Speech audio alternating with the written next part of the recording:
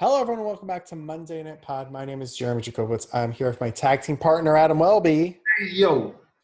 And this is the podcast all about the Monday Night Wars, all about the battles between WWF Raw and WCW Nitro. Each and every single week, we go back in time and we re-review each and every single battle to one day come to the conclusion on who really should have won the Monday Night Wars. Adam, why should people listen to what we have to say, though?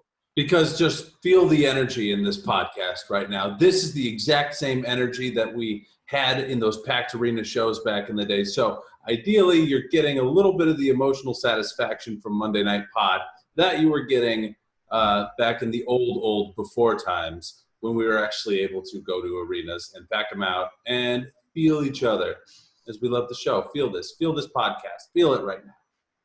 Funny, I would have thought that we feel much more like current day wrestling because we are sitting both alone in random rooms instead of being together. But sure, maybe the energy pulsates through there. But yeah, that and with our listener, you know, those like us and you, listener, together. That's the energy I'm talking about. Gotcha.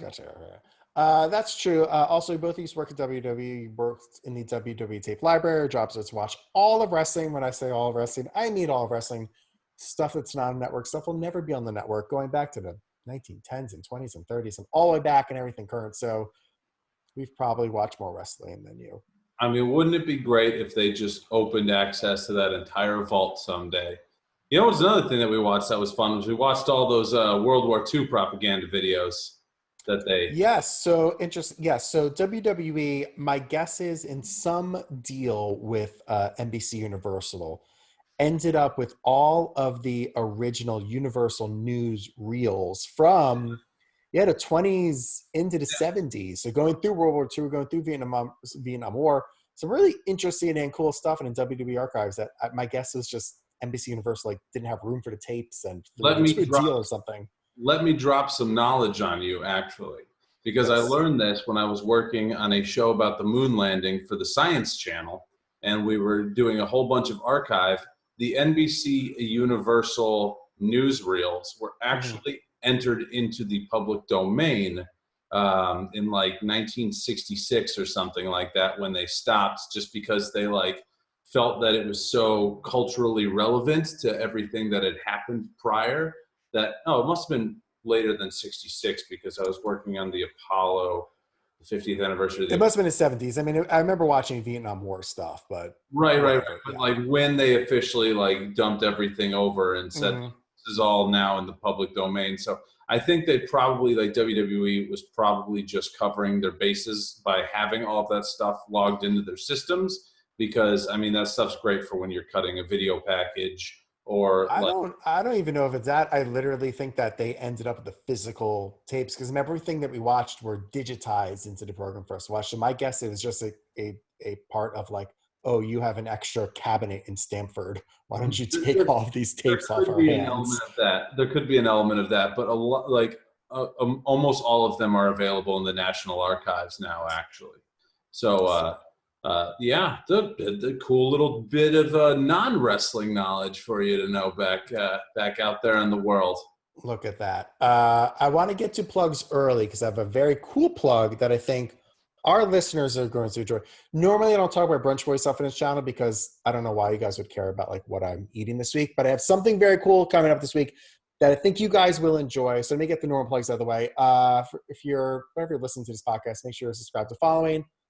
Apple, Spotify, Google, whatever. If you're watching our beautiful faces on YouTube, subscribe, like, share. Follow us on Twitter. Follow us on Instagram. Follow us on Facebook. Monday Night Pod across the board. But if you happen to be on Instagram this week and you want to see a former WWE backstage reporter, I don't even know what they call them anymore, cooking with me, check out Thursday night, 7:30 p.m. I will be live on Instagram cooking with Kathy Kelly. Woo! Look at that. My whole world's coming together. We're going to be making waffles. So there you go. I finally get to, talk about Brunch Boys a little bit. But yeah, we're going to have former, I don't know, what do they call them now? Backstage announcers, I guess? Oh, boo. I don't think backstage announcer. That sounds too old school for Vince. I think that what were they called? Something like that. Whatever. So there you go. you guys can enjoy some of that maybe. Yeah. All right. And also, we put up a Twitter poll. If you follow us on Twitter, we put up the Twitter poll about the championship belts, and I left it up to your hands whether I should buy one or not. Do you know what the winner was, Adam? I'm guessing that you should buy one. Well, the people agree with you, and I have purchased my World Heavyweight Championship belt. Oh my goodness! I'm so excited for you, my friend. What did you end up going with on the 8 or 9 character? I went with Triple J. I want it to be full gimmick. All right, good. I did realize after ordering them, so I know we talked about it, that I ordered them from Fandu Belts or something. Mm-hmm. And I was like, why do these belts look so good but like are cheap or like relatively cheap? I think it's about The cost is cheap. And then I got the shipping information sent to me after I purchased it, and it was coming from like somewhere in the middle of fucking China. So there you go on why it's less expensive, coming all the way, and why it's probably breaking many trademark laws. Yeah, probably. And you also have to leave it in quarantine for a couple of days once it arrives. Well, my guess is it's going to take like months to ship. So at some point it'll get here, and I will bask in its beautifulness of my World Heavyweight. We'll look forward to that. And when that does happen, maybe we'll have Fandu or whatever as a sponsor on the show. But that ain't today. No. Well, I mean, we fucked around a little bit. You want to get to 1996? Well, before we do, speaking of today, you got any things from this week you want to talk about? Anything about wrestling in this past week that sticks out to you? Nothing really on my end, I got to say. Jeff, there it is. For the listeners, he doesn't care about Curtis Axel getting released, I suppose. So nope. Now we can get into our time machine and go to 1996. Yeah, if you want more current stuff, I don't know, maybe I'll tweet about it. There you go. Yeah, let's do it. Let's go to, it's August 12th, 1996, and Raw is once again the Key Arena in Seattle, Washington. This is a go-home show for SummerSlam, but big changes coming up for the card that we thought we were going to get and for the Monday after. We opened up the video package from Vince talking about Ahmed and his emergency surgery he had on his kidney because of the attack by Farouk Hassan a few weeks ago. It's very sad. It's very somber. What's going to happen? We teased that we're going to hear more from Ahmed in the show. I am perplexed by this timeline, though, because now we're in the 4th week of this taped Raw.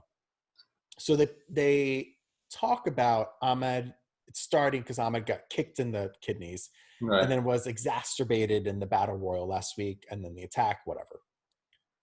But so I looked this up. I was like, was this real? Was this covering another injury? No, like he legit had kidney surgery, and he's going to be out for months.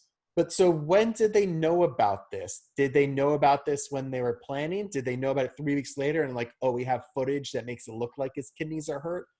Like, what is the actual timeline of knowing when he was hurt, what they filmed? Yeah. Like were they like, yeah, he'd get through the matches and then get a stupid surgery? Or did this come weeks after and they were able to like go back and rejigger content to make it look like his kidneys were getting hurt? I mean, it had to happen weeks later. This is not the kind of thing. I guess you wouldn't have him win the fucking Battle Royal if he was going to get surgery. Yeah, I mean, how many more outs do you have than a Battle Royal? I mean, that's like your best out with being able to like protect a character and all that stuff. So like, of course, there's no way that this was happening months or weeks earlier. That's true. All right. Well, we'll get back to Ahmed. First up, though, it is our match. It is Farouk's debut match. He's, of course, out there with Sonny. He's taking on Skip. Match goes 4 minutes and 30 seconds and ends when Farouk hits like a gut wrench forward slam. Yeah, Skip for the win. Cool. Yeah, it looked cool. It's just a manhandling, like just a like gut wrench. Yeah, like forward flop. Yeah, there you go.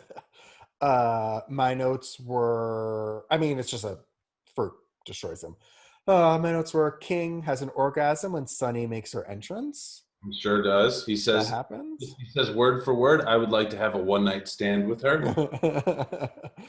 My other thing is, I know we sort of talked about this, but so we're in week 4 of Farouk being out here, week 3. Mm-hmm. I still don't understand why he's dressed like a gladiator. Because in that one promo with Sonny, they called him the modern. But he's not positioned as an actual gladiator. So why would you wear a gladiator costume? I guess someone like looked at the rule book, probably Clarence Mason, and found out that you can apparently wear a helmet while wrestling. So why not make that part of your gimmick? Sure. Like, Roman Reigns wears a padded vest. It's smart. Why wouldn't you wear armor? Why would you go out there in a Speedo? Right. I you know what? Fair enough. Do you have any other notes on this match? No, just poor Skip. He's getting mauled by Sonny's new guy, with Sonny yelling at him right in the face, calling him the old, her old man and stuff like that. Yeah, it's all just a rib on Candido, unfortunately. Yeah. Most of Raw breaks down to just being a rib on Candido. Well, next up, Jake Roberts calls in we see Savio make his entrance. Jake Roberts calls in and talks about beating King at SummerSlam. They say Jake Roberts is calling in, but there's no back and forth. It's basically Jake leaving a voicemail. Yeah, it's very short. Yeah. But we come back, and it's Savio Vega versus, remember, Clarence Mason has been teasing who his first person's going to be, who's going to manage. Mm-hmm. And it's Crush. Crush is back. Wow. Vince yells, "That's Crush," because I didn't know who it was, and the crowd certainly didn't know who it was. This is Crush of Demolition, or who is and Kona Crush. Right. Added into Demolition, I should say. Last time we saw him would have been when he got beat by Macho at Mania? That's my only memory of him. I'm sure he was along for another year, but I have no recollection of that. That was 94 or something. Yeah. So this is later. Yeah. Clarence goes to commentary. Match goes 8 minutes and 30 seconds. Full Nelson locks it in, and Savio gives up. You could split this up into two different things. The match was terrible. It went on forever. It was one of those matches where it didn't matter. The whole thing was about Clarence Mason being on commentary, which I wouldn't think is that much better, only for King and Vince to jab at each other about their many lawsuits over the years. Yeah. More jokes at Vince's expense, but King really shouldn't be saying a lot about these things either. Yeah, he says at one point, you of all people should be familiar with the judicial system to Vince. And Vince goes, "What?" And then there's silence for 10 seconds. Well, my favorite is they're talking about what Crush is doing in the ring, and Clarence goes, "It's all consensual."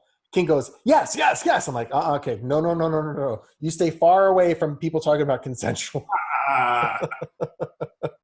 Yeah, it's like a moth to the flame for him on that claim. But that's why Crush can get away with beating the shit out of Savio Vega, is because it's consensual. It's in a match. They both agreed to it. Mm-hmm. This whole thing was stupid. It's a terrible way to debut a new personality and a new gimmick, and the gimmick is dead on arrival. Sorry, Crush. Yep. At least you live in Hawaii. Dead on arrival. Did he end up being a part of DOA? No, I don't know, but that would have been good wordplay, Adam, if he does end up being. It would have been. I don't think so. Whatever. Our listeners can tell us if we're right or wrong. Right. There are so many weird factions in what, a year, 2 years from now. Gets very confused, especially the DOA. It was just 12 bald white dudes. It's very confusing. Mm-hmm. I'm gonna try and Google them right now. To that, I'll talk. Next up, we saw footage of Taker and Mankind brawling last week, and then we get a little vignette previewing their Boiler Room brawl at SummerSlam. Oh, Crush was in it, by the way. See, I knew it. Yeah. Don't doubt my weird wrestling knowledge in my brain. So maybe your brain knew it too, and that's why you chose your words. Yeah, maybe. Crush was the leader of it. See,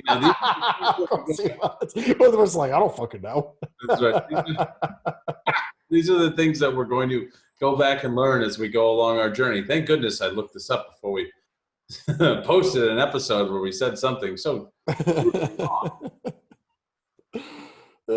Next up, they've been teasing this for a while. It's Sunny's The Naked Truth. So we go backstage and she's like behind one of those like, what do you call those things? Like Paper the screen. wall.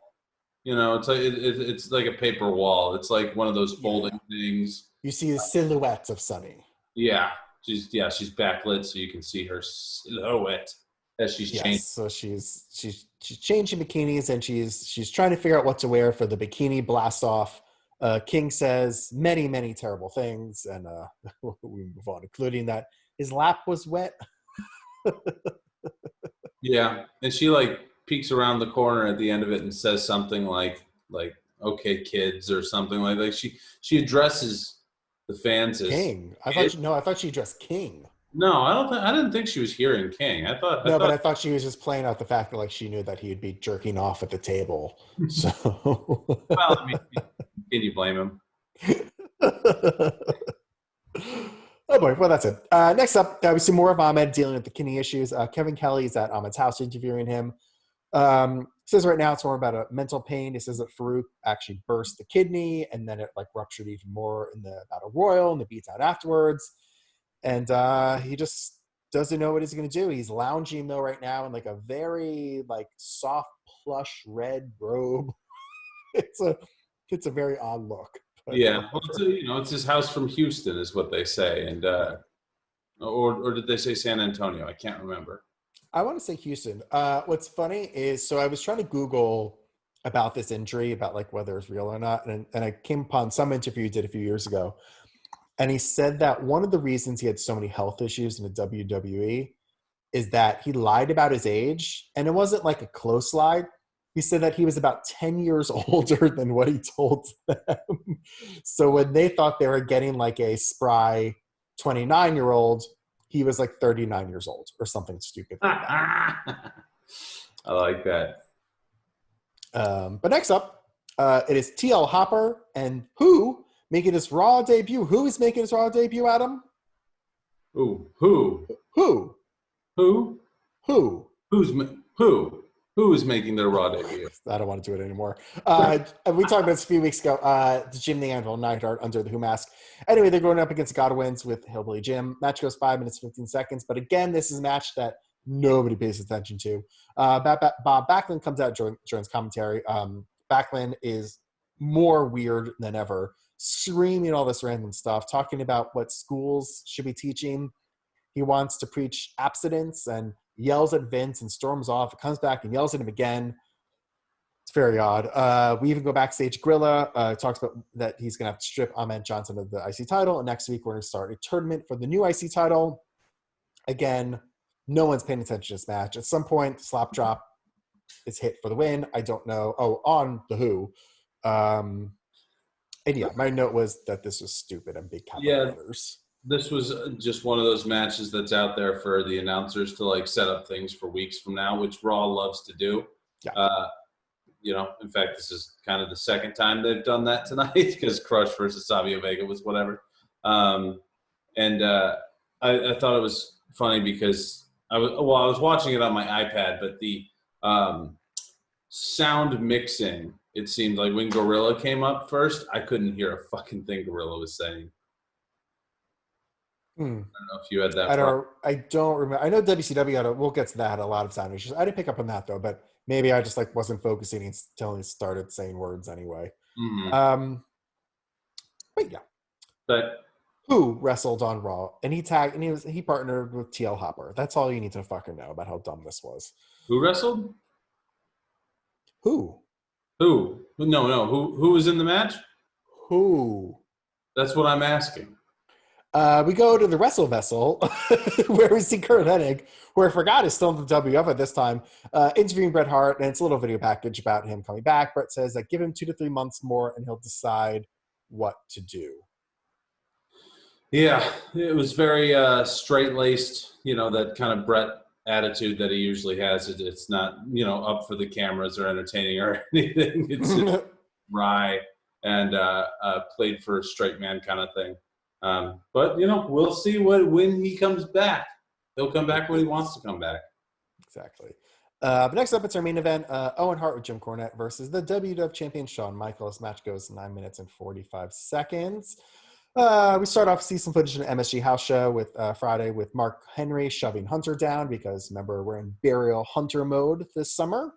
It's not on. We have to bury him. For a match that goes 10 minutes between Owen and Sean, nothing really happens. Sean goes to tune up for the band as Vader runs down. Sean knocks him off the apron, and all this chaos leads to him hitting sweet chin music on Owen 2 times in a row. One to the gut, one to the head. Pins him for the win. Yeah. I mean, I thought it was a decent match. I mean, you're going to get that out of it too, but yeah, you're right. It's nothing of mention. Nothing that, like, you know, I'm not going to say, hey, you got to seek out this Raw from August 12th, 1996 and watch Owen versus Sean. Yeah. After match, you could, like, the can cheers are just like deafening. It's insane. But Vader threatens Sean with a chair, but Sean takes Owen's cast off. Remember, Owen has the fake cast on, and he's trying to hold back Vader. Owen gets the racket for Jim Cornette. Sean gets that. So then Sean hits Owen in the head with it. That allows Vader to come in and take advantage, though, and beats the shit out of Sean as the show ends. Yeah, he hits 2 Vader bombs and then is going to the top rope for his moonsault. And before he's even like on the top, like he's got 1 foot on the top rope and he's like walking his way up, the feed cuts out. No, because we're live, of course. Live, pal.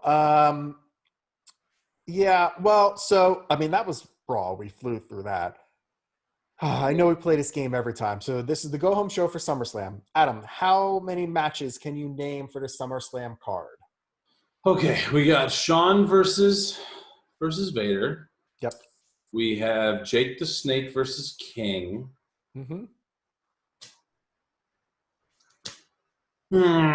Dead air. You have the Boiler Room Brawl. Boiler Room Brawl, that's right. There was that cool video package for the Boiler Room Brawl. And the 4-way tag team championship match. That's right. So are there any others that I can think of?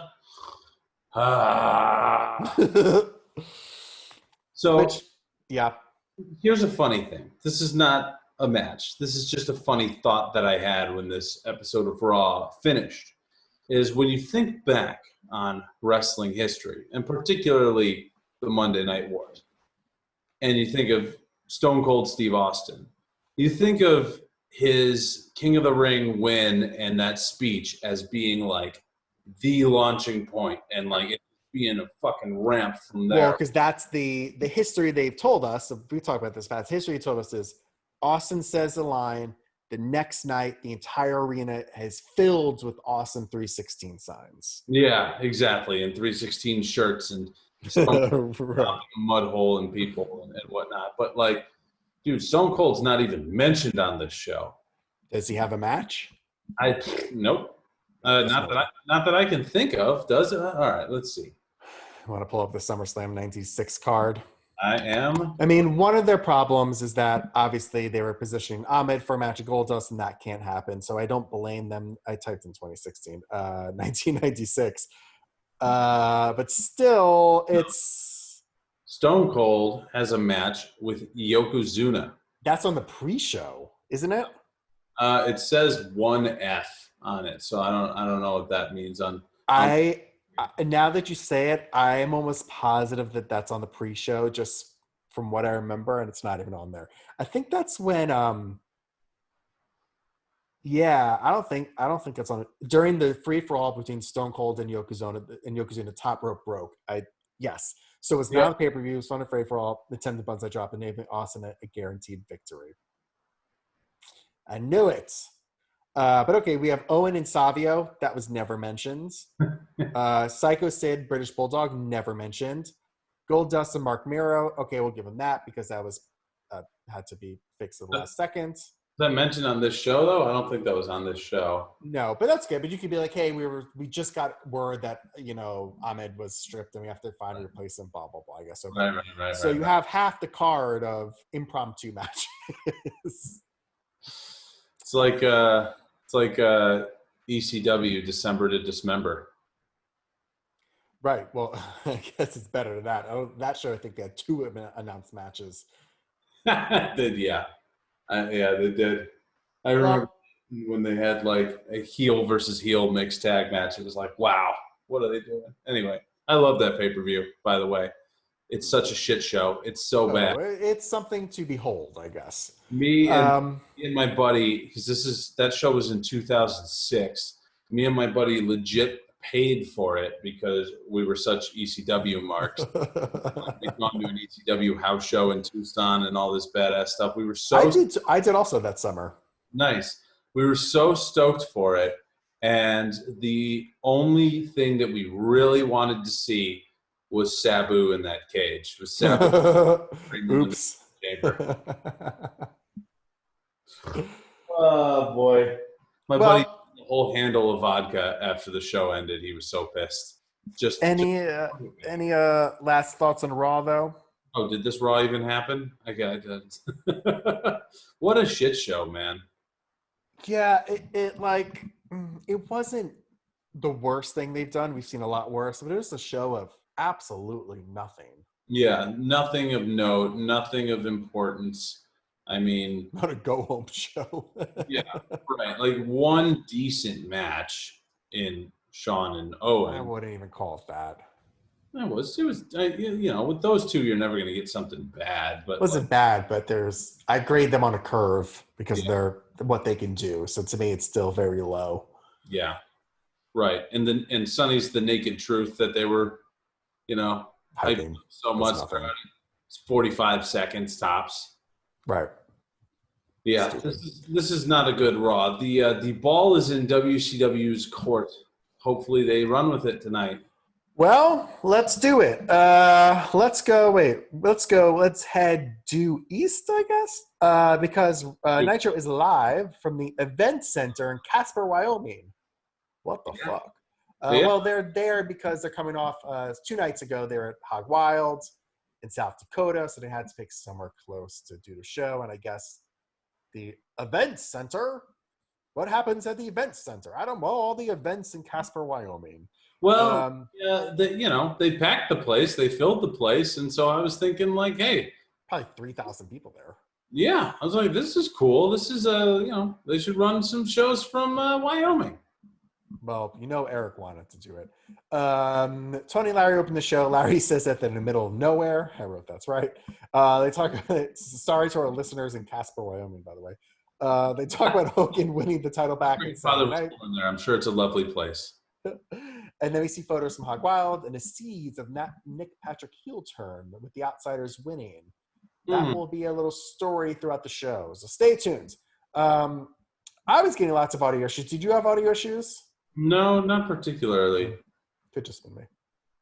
Anyway, first match. It's a doozy. High Voltage and Rough and Ready teaming together to face the Dungeon of Doom. Dungeon of Doom in this match are Mang, Sullivan, Hugh Morris, and Barbarian. Along with them are Jimmy Hart and Big Bubba. No music for High Voltage or Rough and Ready, and they're forced to come out together. So I wrote Jobber City. Like, why wouldn't they play one of their musics? Why wouldn't they start in the ring if they're not going to really get an entrance? Yeah. Whatever. This is also the top of the show, man. This is how you're kicking things off. This Right. is Well, I like guess High Voltage is whatever. Match goes 3 minutes. Mang kicks. I wrote Reigns. Is that one the guy in High Voltage? I couldn't make out what the guy's name was, and I didn't care enough to go look it up. Kicks him in the head. I said he also missed the kick by a mile. But just pins him anyway because who gives a shit? Right. Yeah. I wrote, God bless these guys. They're all trying their hardest. Everybody who was involved out there. There were some people who were hitting each other pretty hard, but like, who gives a fuck? The crowd certainly didn't give a fuck. Either Robbie Rage or Kenny Chaos, spelled with a K, obviously. Wait, what did you say they were? Robbie Rage and Kenny Chaos. Robbie Rage. Oh, I probably heard Rage and I heard Reigns. All right, so I guess he took the pinfall. After the match, Rough and Ready are pissed because they lost and they beat up Robbie Rage or whatever the fuck his name is. Mm-hmm. Yeah, they kicked the shit out of him a little bit. And, not the hottest way to open out the show. Nope. Next up, Tony Lowry preview Clash of Champions, which is this Thursday. Sting and Luger come out to chat with them. Lex says they're sick of following the rules. Sting says they want to clear up the controversy and challenge the outsiders. Well, sort of. He doesn't say those words. Tony and Larry have to put those words into his mouth because Sting forgets to say that line. But so they get into the ring, and they're waiting, but the outsiders do not show up, so they give up. Yep, Sting is pretty pissed that they're no selling his challenge. The crowd's hot though, man. The crowd is like really. Now they're getting warmed up. This should have started the show. Oh, 100%. I guess they might have been in a space where they thought that like just mentally they have to open every show with a match, which, that's all right, I guess. Yeah. Like, I think I prefer that to like the way that, a 2018 Raw works, where it's just, or 2017 where it's just like, we're going to open with a 22-minute Stephanie promo. Right. So. Yeah. Well, next up, it's the Battle Bowl Championship ring is on the line. Because remember, that's a thing. Mm-hmm. It's Renegade versus DDP. DDP gets no entrance. No clue why. Renegade is still on the show. No clue why. But the match goes 5 minutes, 45 seconds. Most of it is DDP having Renegade in a chin lock, and eventually DDP counters something into the Diamond Cutter for the win. Done. This is good for the people of the WWE Network that DDP didn't get an entrance because they didn't have to worry about dubbing over his real theme. Well, my note was like, it almost feels like DDP is going down the route of the Baron Corbin thought process of, I need them to hate me, so I'm going to go for boring heat. You know what I mean? He's like, I can't be getting over with this flashy move necessarily, so I'm going to spend 3 minutes putting this dude in a headlock so they are bored and boo me. I think he also knows that people are going to pop for the cutter no matter what, so he's in a good spot. Well, it happened. It did not need to go almost 6 minutes. No, not with Renegade. Nope.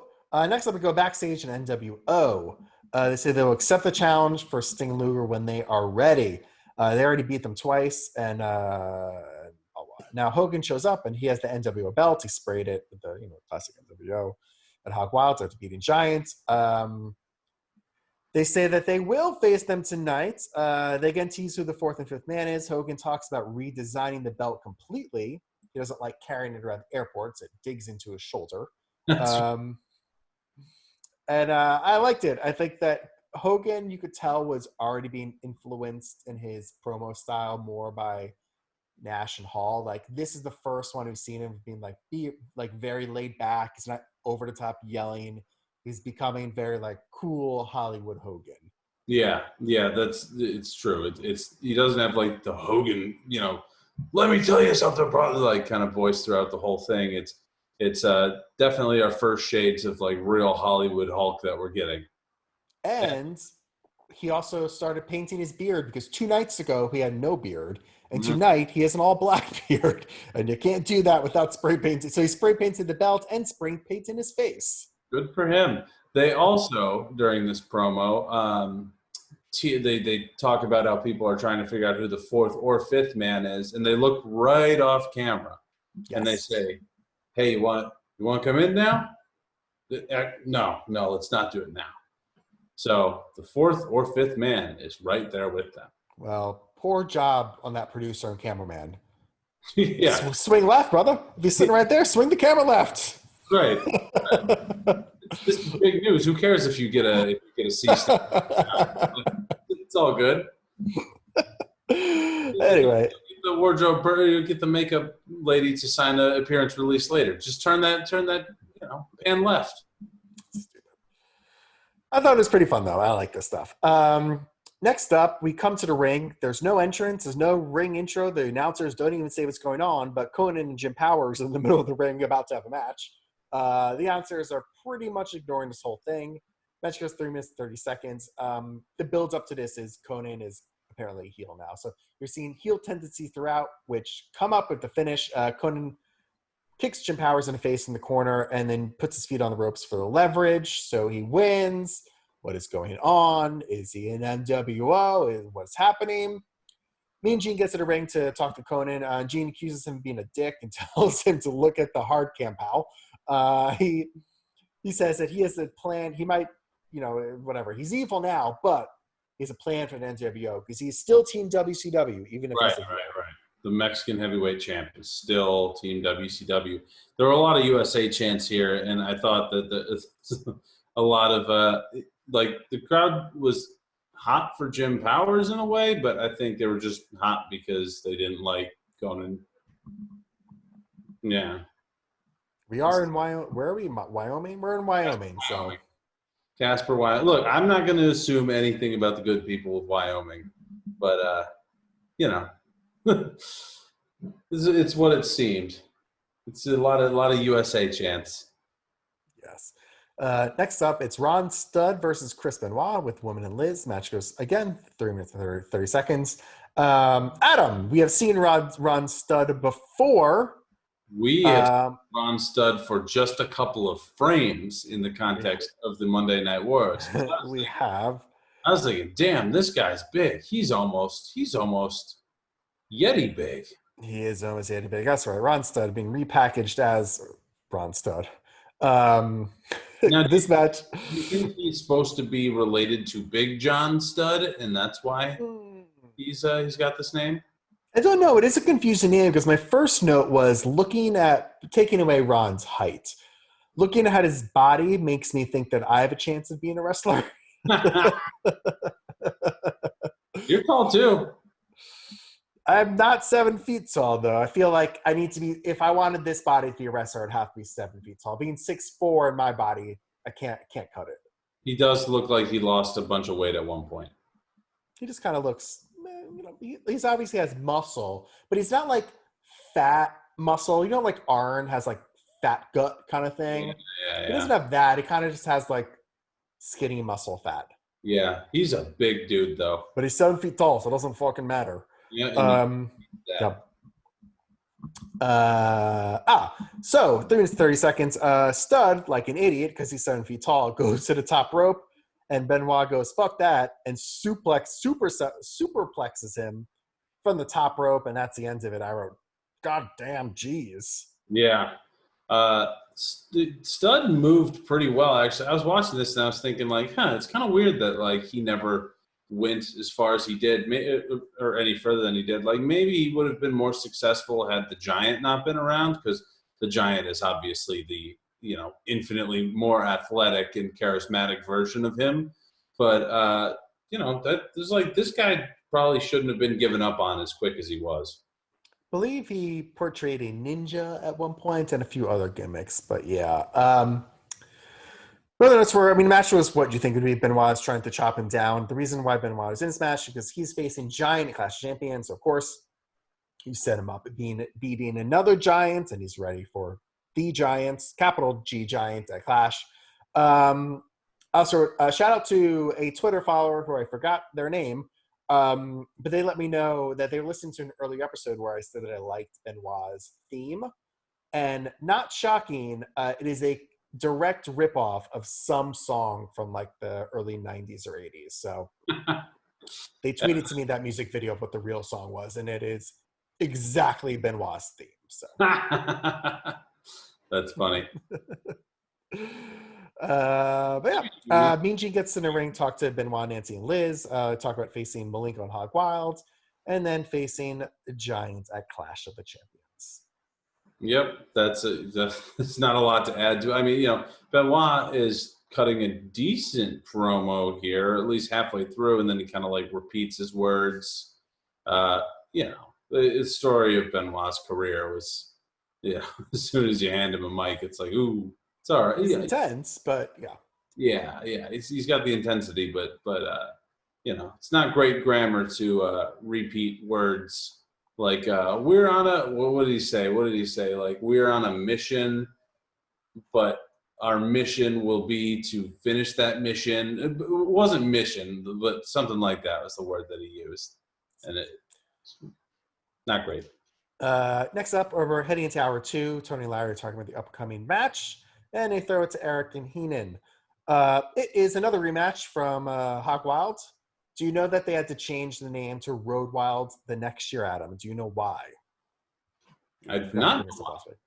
So Hog, I thought it was just like a fun word for motorcycles, but it is not. It actually stands for something about Harley Davidson's, and Harley owns the trademark for Hog. Oh, interesting. So the lawyers got in touch when they saw this was happening, and they were like, what? It's like, you can't just use the word Hog. So that's why it's changed to Road Wild. All right. But anyway, WCW Tag Team Championship match, Steiners versus your Tag Team Champions, Harlem Heat, with Sister Sherry and Colonel Robert Parker. Match goes 5 minutes and 30 seconds. You can imagine what this match is. Eventually, Steiners look to be taking control, but Sherry trips Scott as he goes to suplex Booker back into the ring, then holds Booker down, or holds Scott down so Booker can pin him. But Nick Patrick actually sees it and calls for a DQ instead. Harlem Heat is pissed. These guys have great chemistry. I mean, I actually kind of enjoyed this match and what was going on with it because, I mean, it's Harlem Heat and the Steiner brothers. Like, they know each other. It's like an old shoe at this point. HOG stands for Harley Owners Group, by the way. See. I forgot exactly what it was, but my info was right. You sure was. But so many facts today on this podcast. This is, I mean, yeah, ask me next time why they should listen. And it's because you're going to learn a whole bunch of random stuff along with going through your 1996 wrestling. Anyway, next up, we see footage from Hog Wild. Sonny Ono trying to destroy Medusa's Harley. Remember, Medusa was facing off against who? Bull Nakano. Yeah, it's Bull Nakano. And it was a motorcycle match or whatever. The loser had their bike destroyed. So she eventually grabs a sledgehammer from Sonny Ono. It destroys the Honda bike. And USA. She kind of she tries to destroy it. She knocks off a side panel and it's just like, yeah, she knocks it over. Yeah, much to the joy of the audience watching at Sturgis. We also see footage of the Ray and Ultimate Dragon match because that's the next rematch we're going to see. WCW Cruiserweight Championship match, or WCW Cruiserweight Champion Rey Mysterio Jr. versus Ultimate Dragon. They go back and forth, not in this episode, but in the WCW timeline, called him Ultimo or Ultimate. Tonight, he's Ultimate. He's there with Sonny Ono. Match goes 4 minutes and 30 seconds. Dragon goes to ends, but Ray rolls through and pins him for the win. Yeah. This match was awesome. I liked it a lot. I should say on the record here because I don't think we've had Ultimo on the show before. No, I believe his debut was last night. Okay. Ultimo, I am a huge mark for Ultimo Dragon. Fucking loved Ultimo Dragon since 1999 or 98 when I first he was who I would pick when I played WCW versus NWO Revenge on the N64 against my buddies. A huge Ultimo mark. I hate that it was his live stream to perform at WrestleMania and he tripped during his entrance. My other note for this match though was remember how King had an orgasm when Sonny came out? Bischoff had the same orgasm when Ultimate Dragon started doing martial arts kicks to start the match. He was like, a side kick, left kick, right, Bischoff loves that stuff. Such a mark for the martial arts. But next up, we see clips of Ric Flair defeating Eddie Guerrero at Hog Wild, and that leads to our next match, the U.S. just title match after title match tonight. U.S. title match, our U.S. champion Ric Flair with Liz and Women versus Macho Man Randy Savage. Match goes 9 minutes and 15 seconds.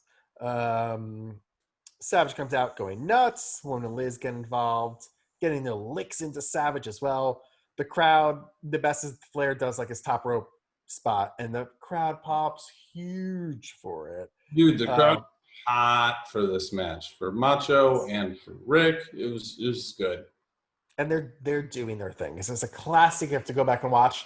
No, but when you get Ric Flair and Randy Savage into the match and they go 9 minutes, it's going to be fun. Yeah. Anyway, Flair accidentally takes out Randy Anderson and they fall to the outside. You see Hogan come out to the ring with steel chair. He nails Savage in the back of the head with it, nails in the back, nails in the head. Hogan throws Savage into the ring and Flair pins him with his feet up on the ropes for the win. Announcers harp on the fact that Hogan only helped Flair. Also, because Randy Anderson got taken out, is Nick Patrick who ran in and made the count. Lots of questions coming out of this match. Curious. Yep, we're, as we've talked about, I mean, we're not even at the end of Nitro yet, but we are in a different place than where we started. We got lots of new elements to these stories. This is all working really well. Next up is my personally favorite part of the show. We head back to Eric and Heenan and talk about Hogan winning the title from Giant and Hog Wild. And then they show footage from Hog Wild. The Booty Man comes out in an NWO shirt and a cake congratulating Hogan. Booty Man thinks that he's the member of the NWO. Hogan still turns his back into Booty Man, and the outsiders beat the shit out of him. Fuck Booty Man, the best part of the show. That's right. Amen, brother. Fuck the man. Late Brutus. Good luck. I love that he thought he was like the fourth man. Yeah. What did he put in the cake when he was bringing it out? Was that like a bottle? Was that like a firework or something like that? He had something that was like the size of a tall boy beer. They jammed into the side of it. Like, is that supposed to be a candle, but it's like one of those fireworks? Sparkler candles, maybe? Like one of those big ones? Who knows? I mean, the NWO could have found out if they wanted him as their fourth man, but they did not. No, they did not. Next up, Mean Gene is in the entranceway, and Hulk Hogan, or WCW champion Hulk Hogan, comes out. Hogan says that there's no stopping the NWO, then talks about facing Flair at Clash of Champions, and talks about the upcoming Outsiders match tonight. And then he goes on some very weird rant about people's nicknames, and there's going to be new nicknames for people. And he says Flair's new nickname will be Stupid Little Man. That's right. And I was like, bro, this like took all the cool from the NWO we've been building up for a month now. It was stripped clean by this very awkward promo by Hogan. Right. He's not the nature boy anymore. He's the stupid little man. All right. I mean, maybe if you were talking about someone who was small or somebody whose work style was stupid, that might be something that could work. But you're talking, greatest of all time, Nature Boy Ric Flair right here. Yeah, it's like something a little kid would call another little kid. It's not really the right. I finally I finished this Broken Skull session and loved every minute of it. Which one? Of Ric Flair's. I've not. I keep turning it on and I'm falling asleep. Not their fault. I just turn it on when I'm about to go to sleep and fall asleep. I'm not the first person to point this out, but Flair wears his Rolex and an Apple Watch on the same arm. That is a flex right there, my friend. It's gangster. And I think the thing that was going viral online was like, you might be cool, but you'll never be Ric Flair wearing a Rolex at the same time cool. Next thing, we come back from commercial, and Bischoff says that there's chaos and nobody can find the NWO. So remember, we're about to be our main event. It's like, no one knows what's happening. What's going on? Finally, they come through the crowd, and it's going to be the Outsiders versus Sting and Luger. We see Luger come out, but no Sting. So Luger just goes after them anyway as the bell rings. Keep in mind, Nick Patrick goes to rough. But pretty much like 30 seconds later, Sting runs out. So I don't know why that was part of their strategy, but whatever. It's complete chaos. Patrick continues not to call for a DQ, even though they're just all beating the shit out of each other. Sting goes for a Stinger Splash. He hits Nash. Goes to the Stinger Splash in the other corner. Nick Patrick pulls Scott Hall out of the way. The Four Horsemen run out and chase after the Outsiders along with Nick Patrick. They all go running. That's how the match ends. There was also a Nick Patrick moment earlier where I think it was Hall threw Sting over the top rope to the outside right in front of him, and he did not call the DQ. And Bischoff was very what the fuck. when that happens. Yes. Shady ref showing his true colors. So yeah, they can run off. It's a no contest. I don't know. But Mean Gene's then in the ring with the Four Horsemen, at the entrance with the Four Horsemen. Talk about Clash of Champions. Flair doesn't like Sting and Luger, but they're all WCW. He talks about Hall's going to take on Arn Anderson's to take on Hall. Mongo could take on Nash. Benoit could take on the fourth man, whoever that is. But it's Flair and Hogan at Clash of the Champions. Yep, and he says that Hogan needs to learn how to be a bad guy. Yes, which is actually true. Yeah, it's funny to hear Flair say that. And that's our Nitro from Casper, Wyoming. Thoughts on Nitro? Oh, this is a solid show. Solid show overall. There were some good matches. The first hour was not good, but the second hour was very good. And, I enjoyed seeing some stuff. I mean, obviously, we're seeing the NWO coming into their own in that first hour. We're seeing the fiery stuff from Sting and Luger. We're ending differently than where we started. I am all about this. How about you? Yeah, I thought it was great. There were some bad things in there, but enough good stuff to make up for it. What is your match of the night? A tough one, right? Between Mysterio, Dragon, and Flair Macho. You know what? I kind of like Ron Studd versus Chris Benoit. I popped so huge for that superplex. Dude, I'm telling you, it's a short thing. It was not a bad match by any means. It was kind of cool, like seeing Benoit's approach to fighting a giant guy, and then it was kind of cool seeing what said giant guy did a couple of times. Like, yeah, I'm not hating on this match at all. So I guess that. All right. Well, I'm going to go with Dragon and Mysterio just because, with a close Flair and Macho at second.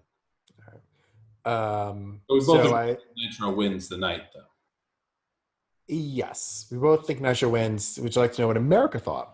I would love to, even though I think Did we think Raw was better last week? I forgot what we said. We did. Because these numbers are interesting. I mean, it makes sense, I guess, coming off the pay-per-view, but it's a go-home for SummerSlam.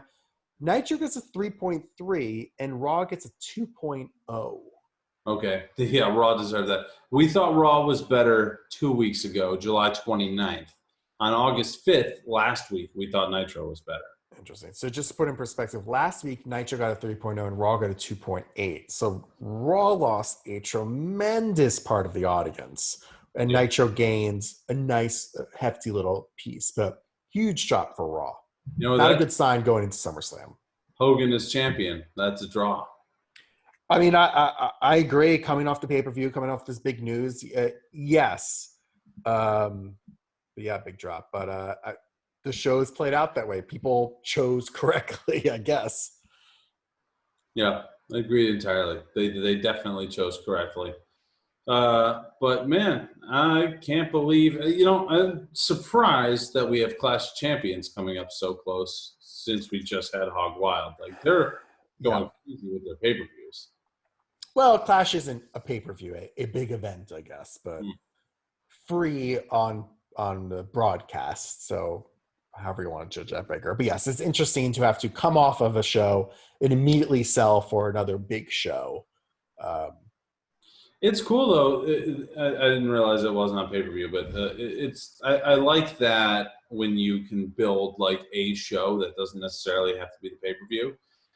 We did see like AEW is starting to inch towards doing that right before everything happens. Like they were building towards Blood and Guts. That was going to be like kind of their pay-per-view show. It wasn't just the Blood and Guts match, even though it was another episode of Dynamite. It was going to be like this big event.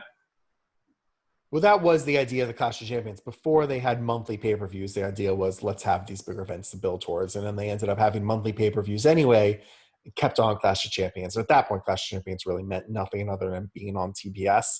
And then Thunder debuted. And Clash of Champions really meant nothing because they were on TBS every single week anyway. And it kind of lost all of its luster. But now we get Clash of Champions as a glorified, weird house show pay-per-view every year.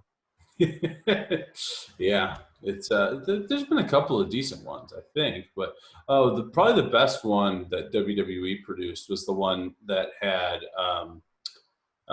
Seth Rollins doing the 2 back-to-back matches. That was Night of Champions, Adam. That wasn't Clash of Champions. Oh, my bad. No, those are separate pay-per-views or events. Even the pros drop the ball sometimes. I apologize to our listeners. I apologize to our viewers. I'm going to do my best to make sure that doesn't happen again. Well, if you guys want to complain, you could do so by tweeting at us on Monday Night Pod. You could write on stuff on Instagram, Monday Night Pod. You could, if you're watching YouTube, you could write a comment below and complain or praise us, whatever you want on Monday Night Pod. Subscribe, follow, like, share. Wherever listening to this podcast, whether it be Apple Podcasts or Google or Spotify, make sure you follow and subscribe there too. If you listen to Apple Podcasts, give a 5-star review. That'd be nice. You don't even have to write anything. You just click the little stars. If you want to write something, that's cool too. But whatever you want. Yeah, we love it all. As I've said, I prefer praise, but Jeremy likes constructive criticism. So you can talk about how great I am and then how he can improve. I mean, I don't know what other podcast, but it's the power. It's people power here, Adam. I let you guys dictate how I spend my money. How about that? Let's not get into the people power gimmick. That is not a gimmick that is not a time that I care to pontificate about. Cool. Well, any last thoughts on the battles this week, Adam? My goodness, no. But I am excited to come off of SummerSlam in what seems like a shit show between all the injuries and how Sean is, spoiler alert, going to handle himself in this match with Vader. Yes. Sure have lots to talk about next week as Raw is live, Nitro is live, as always. So until then, bye.